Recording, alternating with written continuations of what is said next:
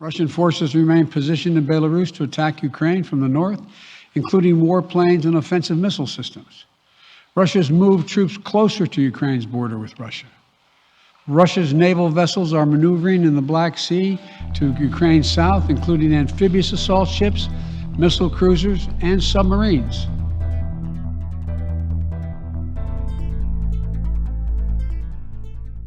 At this point, the SPY has been behaving in a way that I have forecasted. I believe that my analysis of the geopolitical tensions are also going how I thought they would be going. And moving forward, what I see is this bear market where we have this geopolitical uncertainty and the weight and economic weight of a war ahead of us, while the Fed is faced with fighting inflation.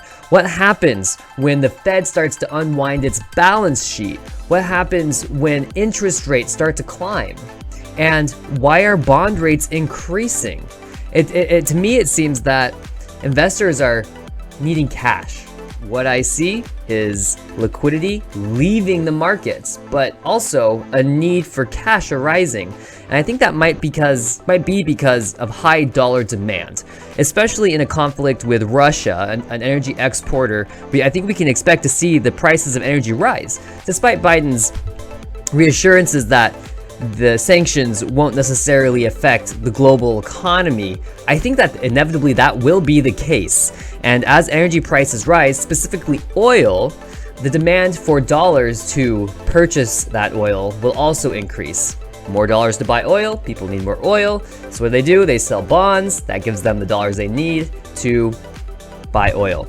And we really haven't seen the dollar strength index fall very much. And in the face of all the inflation that we've seen, that seems extraordinary. But the dollar strength is relative to a basket of other currencies. So as the pandemic hit all the countries worldwide, I think globally there's been a whole lot of inflation. So it's possible that the dollar strength we see now is relatively stable. In terms of the price of gold and the US dollar strength, we typically see an inverse relationship, but as of late, they've been positively correlated. So that would imply a flight to safety. As I've been saying, what do people want? They want dollars and they want gold. And what are they leaving? Equities. Equities are being sold off. And that's what I think we're seeing in the broader markets. I just wanted to kind of consolidate some of those thoughts. I've been looking at the producer price index and the consumer price index, as well as dollar strength, interest rates, the price of gold, a lot of different things, trying to figure out what these macroeconomic indicators are saying. And to me, it looks like we're going to see the next big cycle like we saw in 2008. It'll be a different kind of crisis. It'll play out in a unique way, but I think overall what we're going to see is a contraction of the economy into the next recession due to a lack of liquidity that will be generated due to the pressure to fight inflation. And as companies stop growing, and as we've seen this big consolidation of corporate power, I think this is gonna hurt a lot. And we're gonna start seeing these job openings start to dwindle, but that's okay. The crunch on labor will help here. As the economy shrinks and companies do less hiring, that will be okay because there will be fewer layoffs, I think, than there were in 2008. So what I see moving forward is an economy that is fairly strong, but that is also growing less rapidly. I anticipate that it's going to be a very bumpy ride. There's going to be leaps and bounds in innovation coming very quickly. And I think that the crisis with Russia and the Ukraine could spark that need to innovate, to move away from oil products and into electric vehicles. At the same time, you never know when China might get involved. And if that occurs, we might have a hard time mining the resources needed for car batteries. There may be some demand for alternative energy sources too. Maybe hydrogen. There's a lot going on. I think we're going to see a big shift, and the big shift is going to shock the system. And that kind of a shock is going to bring about a lot of opportunity if you know where to look and you're very tricky and very nimble. So for me, that's going to mean using a lot of cash, being ready to move from point A to point B very quickly, and trying to navigate the environment before it hits the mainstream media headlines. Like with gold. If you've been following my channel, you know I said that it was time to start looking at gold as it was preparing to start its next big run up. And then sure enough, the next day, big massive run, and ever since we've been seeing this increase in the price of gold.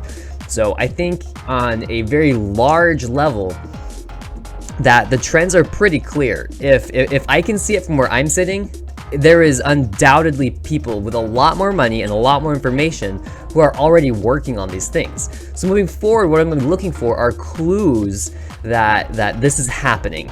And I think the first thing that we're going to see is a broad sell-off in the equities markets. I mean a tank, a dump, an absolute nasty, filthy, big, black long day, as they're called. That's when the red candle just extends downward. And we haven't seen that yet. What we've been seeing in the SPY is kind of a controlled decline and a lot of bouncing at levels of support and resistance. And we saw that today too as well. I'm gonna go ahead and pull up the SPY and we'll talk about what I'm trying to explain here. So I'm gonna zoom in. Okay, so here we are. There's an ascending broadening wedge. I've been following this for a long time with a double top here. It's a partial rise, a pull back into the pattern, and then a breakout. And what we have now are 3 consecutive red candles, and this is starting to look like a vertical run down. Volume was actually just below that 30-period average, which is foreboding given the nature of the tall wick and a tall tail. This signals indecision in the marketplace. And at this critical horizontal level of support and resistance, this is a big deal, especially closing below the bodies of these candles. Now, there are a lot of tails down here, but where are the bodies? Above this line, and today the close was below that. There is the possibility to see Adam and Eve double bottom here. This would be the Eve. As you can see, there's a nice shelf here between these 5 days, and this could be an Adam, and that would be signaled by a break above this horizontal level of support and resistance and a trend higher. So really quickly, I just want to cover what the bulls are looking for, what the recovery would look like. I'm just gonna take this yellow line that I have, I'm gonna delete it. That yellow line was showing a measured move down. Of course, a failed measured move down would start with a new uptrend, and that uptrend would be the breaking of this downtrend. So I'm gonna go ahead and turn this red, and I'm gonna put some dashed lines in here.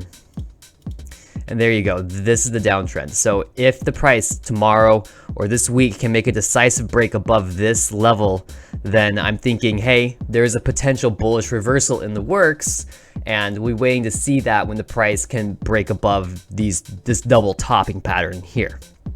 That's what the bulls are looking for. Now, bearishly, what I can expect to see is to reach this $419 price target. And all it's gonna take is one more red day. Just one more red day, and I think that we'll start to see the big fall in the stock market. Something similar to this. We had big 4 red candles, and we saw the price break out below that pattern and pull back in. I think if we see another run down like this here, that we're going to see a more broad sell-off, and that the price target will be met down at 404. So full disclosure, I have bought some out-of-the-money puts on the SPY, and I don't like to speculate a lot. But given what I'm looking at and given that things are playing out the way that I've been seeing them, it's hard for me to justify to myself to not make the move. I think the only thing I'm really worried about here in the bearish play is that there is a decrease in the volume trend. As you can see here, big volume spike when we reach this low, and the volume's been dropping ever since. However, the 30-period average has been rising. So what does that mean? It probably means that we're ready to see a new trend start. And whether that trend is up or down depends a lot about what happens in the very near future. And the very near future is looking bleak. Okay, there we go. So what do we see in implied volatility? We see an uptick in implied volatility. Implied volatility has been coming up, and it's kind of a big deal to see it this high. I'm gonna go ahead and zoom out onto the weekly time frame, and we'll just have a look at what that reveals. Blow this up a little bit, move it over, and maybe I shrink some of this down. Wow. Okay, what do we see here? Okay, it's looking bearish.